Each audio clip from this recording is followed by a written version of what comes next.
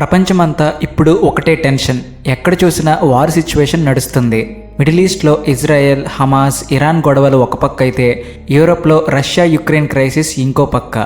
ఈ గొడవల వల్ల వరల్డ్ మొత్తం ఫుడ్ సప్లై చైన్ కంప్లీట్గా డిస్టర్బ్ అయిపోయింది. రెడ్ సీ రూట్లో షిప్స్ మీద అటాక్స్ జరుగుతుండడంతో కంటైనర్స్ అన్ని రూట్ మార్చుకుని వేరే లాంగ్ రూట్లో పోవాల్సి వస్తుంది.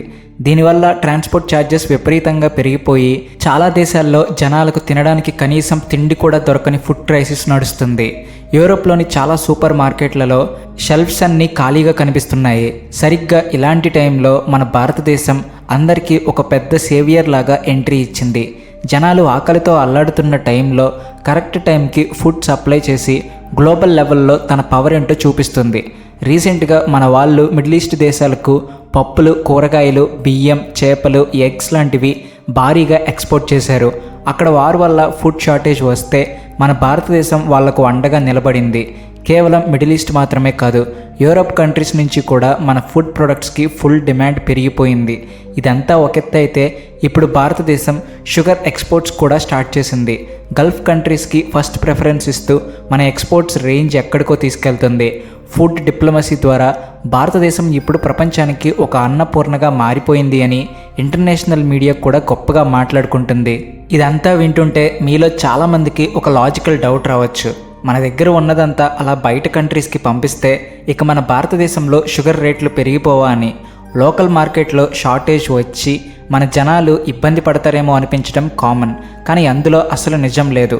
ఎందుకంటే మన భారతదేశం దగ్గర ఇప్పుడు మనకి కావలసిన దానికంటే చాలా ఎక్కువే బంపర్ షుగర్ స్టాక్ ఉంది. మన లోకల్ డిమాండ్కి సరిపడా పక్కన పెట్టేసిన తర్వాత కూడా ఇంకా భారీ స్టాక్ గోడౌన్స్లో ఉండిపోయింది. ఇప్పుడు ఆ ఎక్స్ట్రా ఉన్న షుగర్ను వేరే కంట్రీస్కి అమ్మి డబుల్ లాభాలు సంపాదించడానికి మన గవర్నమెంట్ రెడీ అయిపోయింది. కరెక్ట్గా ప్లాన్ చేసి దాదాపు 87,000 టన్నుల షుగర్ను ఎక్స్పోర్ట్ చేయడానికి మన గవర్నమెంట్ అప్రూవల్ ఇచ్చేసింది. దీనివల్ల మన దేశ ఖజానాలోని కొన్ని కోట్ల రూపాయల ఫారిన్ ఎక్స్చేంజ్ వచ్చి పడుతుంది. అసలు భారతదేశం వరల్డ్ మొత్తానికి షుగర్ బౌల్గా మారబోతుందా అనే టాక్ ఇప్పుడు ఇంటర్నేషనల్ ఎకనామిక్ ఫారమ్స్లో నడుస్తుంది. వేరే కంట్రీస్ అన్ని కష్టాల్లో ఉన్నప్పుడు బిజినెస్ చేస్తూనే హెల్ప్ చేయడం అనేది నిజంగా చాలా గొప్ప స్ట్రాటజీ. అదేంటో పూర్తిగా తెలుసుకోబోయే ముందు చిన్న రిక్వెస్ట్, మీరు మా ఛానల్ సబ్స్క్రైబ్ చేసుకోకపోతే వెంటనే సబ్స్క్రైబ్ చేసుకోండి. కామెంట్ సెక్షన్లో మీరు ఏ ప్రొఫెషనల్లో ఉన్నారో ఖచ్చితంగా చెప్పండి. దాన్ని బట్టి మా వీడియోలను ఎవరు చూస్తున్నారో మాకు ఒక ఐడియా వస్తుంది. అసలు ఈ ఎక్స్పోర్ట్ మ్యాటర్ ఏంటంటే, ఈ 2025-26 మార్కెటింగ్ ఇయర్కి గాను మన గవర్నమెంట్ సుమారు 87,587 టన్నుల ఎక్స్ట్రా షుగర్ను బయట కంట్రీస్కి పంపించడానికి పక్కా డెసిషన్ తీసుకుంది. ఎకనామిక్స్ పాయింట్స్ వాళ్ళు పబ్లిష్ చేసిన ఒక రిపోర్ట్ ప్రకారం ఈ కోటా అంతా స్పెషల్గా అమెరికా, యూరోపియన్ యూనియన్ లాంటి కంట్రీస్ కోసమే డిసైడ్ చేశారు. ఎందుకంటే ఆ కంట్రీస్తో మనకు స్పెషల్ ట్రేడ్ అగ్రిమెంట్స్ ఉన్నాయి. ఇక్కడ ఒక ఇంట్రెస్టింగ్ పాయింట్ ఏంటి అంటే, ప్రపంచంలోనే షుగర్ ఎక్స్పోర్ట్స్లో బ్రెజిల్ ఎప్పుడు నెంబర్ 1 ప్లేస్లో ఉంటుంది. బ్రెజిల్ ఎకనామీకి మెయిన్ సోర్స్ ఇదే. కానీ రీసెంట్గా అక్కడ క్లైమేట్ చేంజెస్ వల్ల, విపరీతమైన కరువు వల్ల షుగర్ ప్రొడక్షన్ బాగా పడిపోయింది. దానివల్ల ఇంటర్నేషనల్ మార్కెట్లో షుగర్ సప్లై తగ్గిపోయి రేట్లు భారీగా పెరిగాయి. కరెక్ట్గా ఇదే టైం చూసి ఆ గ్యాప్ని ఫిల్ చేసి గ్లోబల్ మార్కెట్లో మన ప్లేస్ స్ట్రాంగ్ చేసుకోవడానికి భారతదేశం ఈ ఛాన్స్ని పర్ఫెక్ట్గా వాడుకుంటుంది. మన ప్రొడక్ట్ క్వాలిటీ, చెప్పిన టైంకి డెలివరీ చేసే ప్రాసెస్ చూసి యూరోప్, అమెరికా లాంటి కంట్రీస్ మనల్ని పూర్తిగా నమ్ముతున్నాయి. చైనా లాంటి దేశాల కంటే భారతదేశం చాలా బెటర్ అని వాళ్ళు రియలైజ్ అయ్యారు. ఈ ఎక్స్ట్రా 87,000 మెట్రిక్ టన్నుల ఎక్స్పోర్ట్ మెయిన్గా టారిఫ్ రేట్ కోటా కింద అమెరికా, యూరోపియన్ యూనియన్కి పంపుతున్నారు. ఈ టారిఫ్ రేట్ కోటా అంటే ఏంటో సింపుల్గా చెప్తాను. నార్మల్గా వేరే దేశం నుంచి ఏదైనా వస్తువు ఇంపోర్ట్ చేసుకుంటే ఆయా దేశాలు దాని మీద ఫుల్ ట్యాక్స్ వేస్తాయి. కానీ ఈ స్పెషల్ కోటా కింద మన షుగర్ ఆ కంట్రీస్కి వెళ్ళినప్పుడు వాళ్ళు చాలా తక్కువ ఇంపోర్ట్ ట్యాక్స్ వేస్తారు. దీనివల్ల అక్కడి మార్కెట్లలో మన భారతదేశం షుగర్ చాలా చీప్ అండ్ బెస్ట్గా దొరుకుతుంది.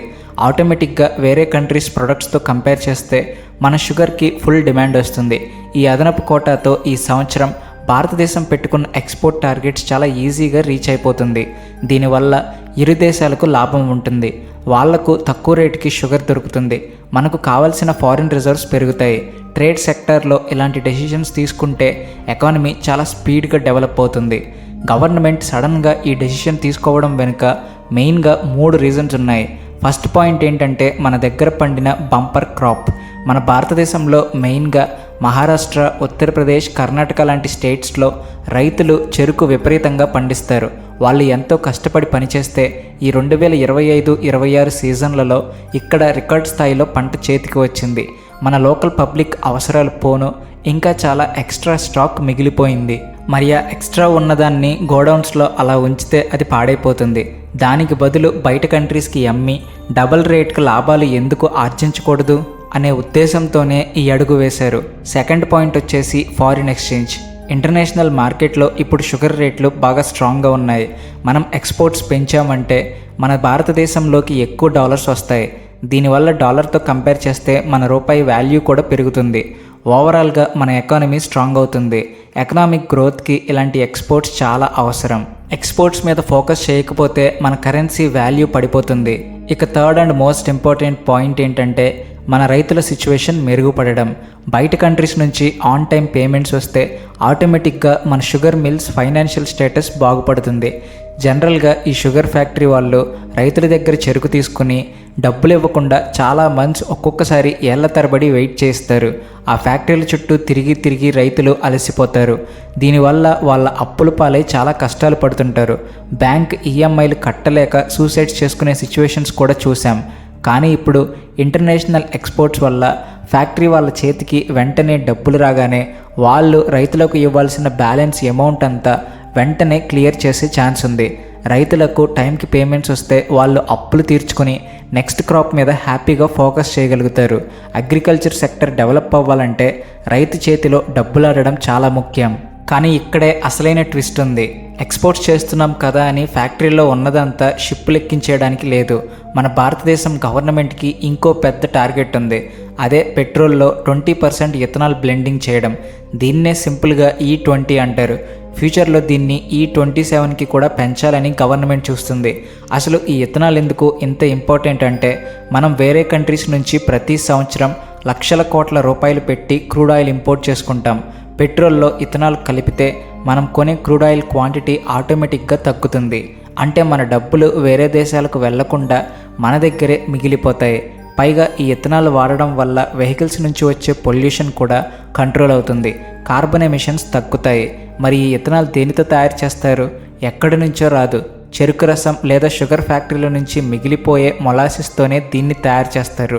దీన్ని బట్టి చూస్తే చెరుకు అనేది ఇప్పుడు మల్టీపర్పస్ క్రాప్ అయిపోయింది. ఇప్పుడు ఎక్స్పోర్ట్స్ ఎక్కువ అయిపోయి షుగర్ అంతా బయటకు వెళ్ళిపోతే ఈ ఇథనాల్ ప్రొడక్షన్కి కావాల్సిన రా మెటీరియల్ దొరకదు.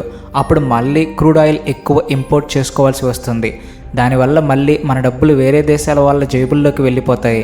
అందుకే గవర్నమెంట్ చాలా కేర్ఫుల్గా ప్లాన్ వేసింది.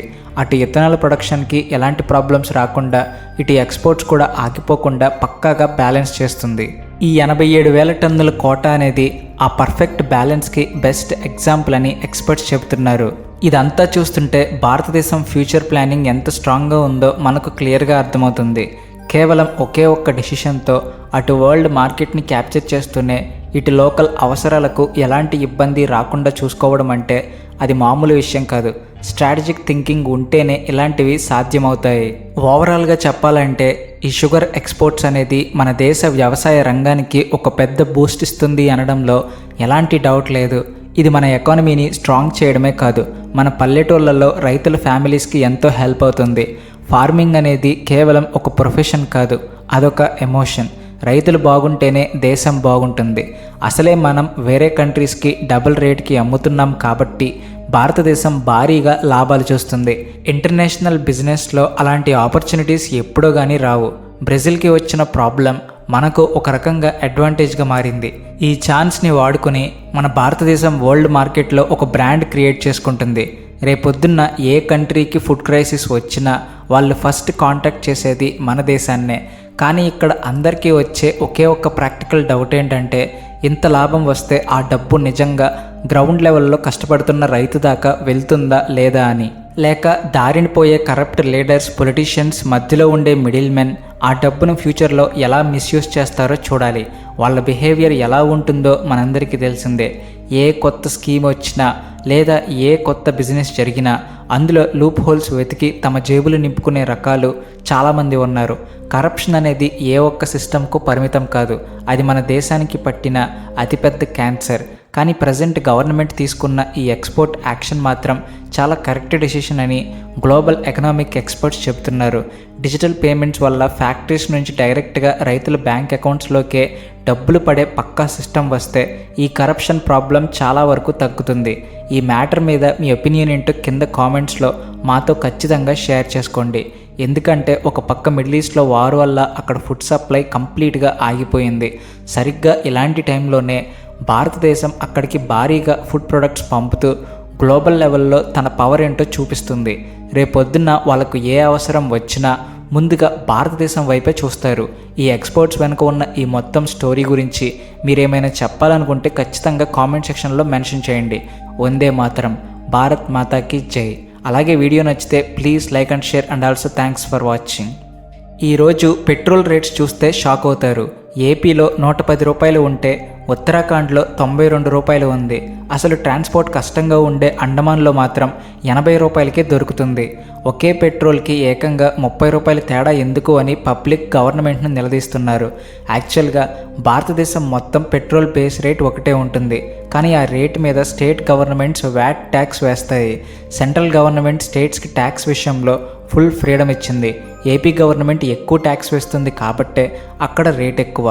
మీ స్టేట్లో పెట్రోల్ రేట్ ఎక్కువగా ఉంటే దానికి మీ సీఎం తీసుకునే డెసిషన్స్ కారణం. పెట్రోల్ని జీఎస్టీ కిందకు తెస్తే భారతదేశం అంతటా ఒకటే రేట్ ఉంటుంది, కాస్ట్ కూడా బాగా తగ్గుతుంది. కానీ స్టేట్స్ ఆ జీఎస్టీకి ఒప్పుకోవట్లేదు.